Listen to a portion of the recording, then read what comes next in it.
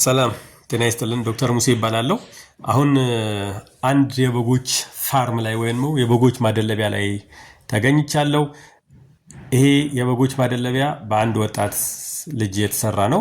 ቀለል ባለ ማቴሪያል ነው ልጁ የሰራ ያለው። እናም ለእናንተም ለማቅረብ የወደድኩትም ለዛ ነው። አነስ ባለ ወጪ ቀለል ባለ መንገድ በጎች እንዴት እንደሚያደልብ እንድታዩ ነው። ይሄ ከፊት ለፊት የምታዩት ይሄ ግቢያቸው ነው። እኔ አሁን ከፍቼ የምገባው የበጎቹ ግቢ ነው። ከቤታቸው ወጥተው የሆነ የተወሰነ ሰዓት ላይ ፀሐይና አየር የሚያገኙበት ቦታ ነው ማለት ነው። ውስጥ ላይ በሚረጥብበት ሰዓት ለበጎች ለተለያየ በሽታ ስለሚያጋልጣቸው ጠዋት ከ4 ሰዓት እስከ 6 ሰዓት ከሰዓት ከ10 ሰዓት እስከ 11 ተኩል እስከ 12 ሰዓት ባለው እዚህ ቦታ ላይ ያሳልፋሉ ማለት ነው።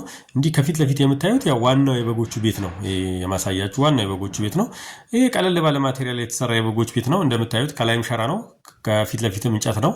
በእንጨት ነው የተሰራው።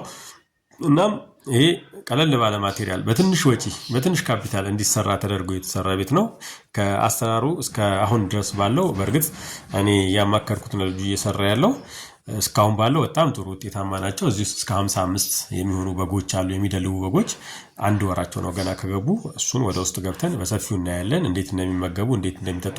አሁን ግን ይሄ ከፊት ለፊት የምታዩት ይሄ በአጠና የተረበረበው አየር እንዲገባበት አየር ገብቶ እንዲወጣ የተውነው ቦታ ነው። ክፍት እንዲሆን ንፋስ እንዲገባበት ነው። እነሱም ዘና እንዲሉ ውስጥ ምርጥበት ካለ እንዲደርቅ ተደርጎ የተተወ ነው ማለት ነው። እና ይሄም ከላይ የምታዩትም ቅድም ያልኳችሁ ማቴሪያል ሸራ ነው። ቀለል ያለ ሸራ ነው የተሰራው። ይሄ ክፍት ያደረግነው ወንፊቱም አየር እንዲገባ ነው። እዛ ጋር የምታዩት የመኖ ቤታቸው ነች። የምግብ ማስቀመጫ የነሱ ቦታ ነች። እቺም እንዲሁ ቀለል ባለ ማቴሪያል ነው የተሰራው ማለት ነው። በጣም በትንሽ ካፒታል ነው የተሰራው።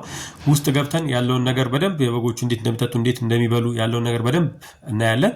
ፎሎ አድርጉ። ቀጣይ ክፍል ይዤላችሁ ቀርባለሁ። አመሰግናለሁ።